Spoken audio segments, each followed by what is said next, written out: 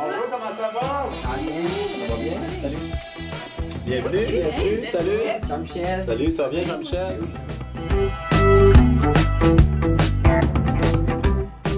D'abord, je me demandais comment c'était possible pour toi de passer d'animateur de foule à animateur télévisuel finalement, en direct.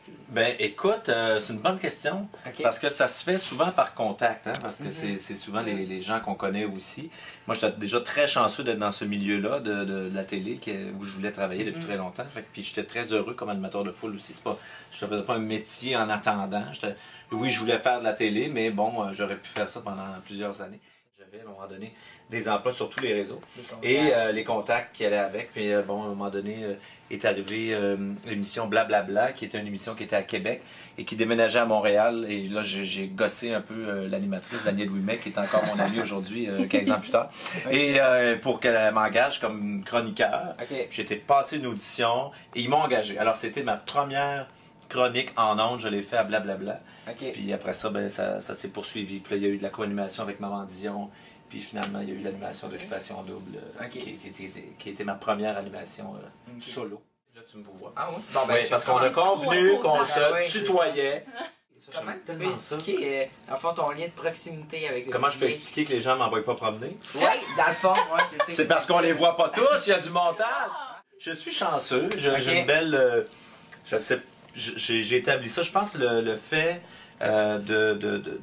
d'être né aux yeux du public, dans le public, parce que j'étais comme animateur de foule.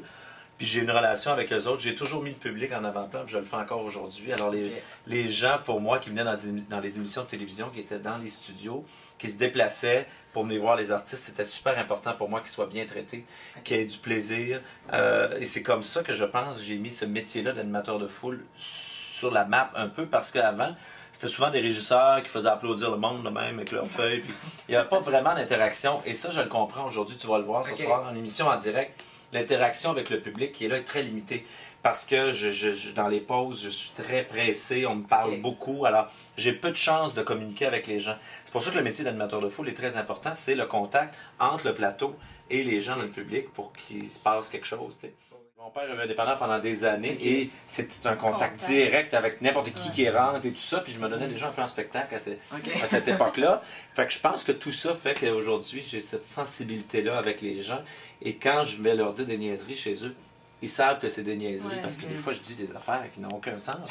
Et je le sais, puis ça fait rire les gens. Et ils prennent jamais ça personnel.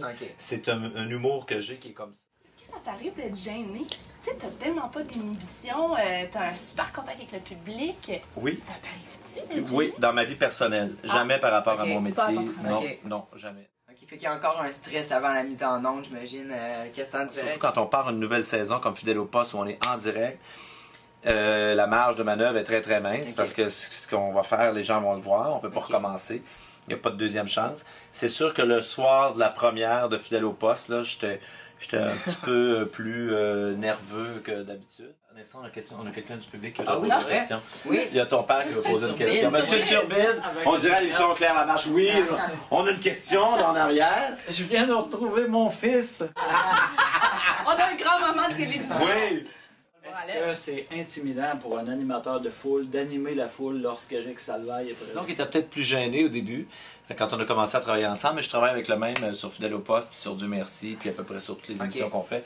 Donc maintenant, ça va, mais je pense qu'au début, il y avait une petite gêne de performer dans les émissions où je suis. Mais puis en plus, pour lui, j'en fais beaucoup moi-même. À Dieu merci.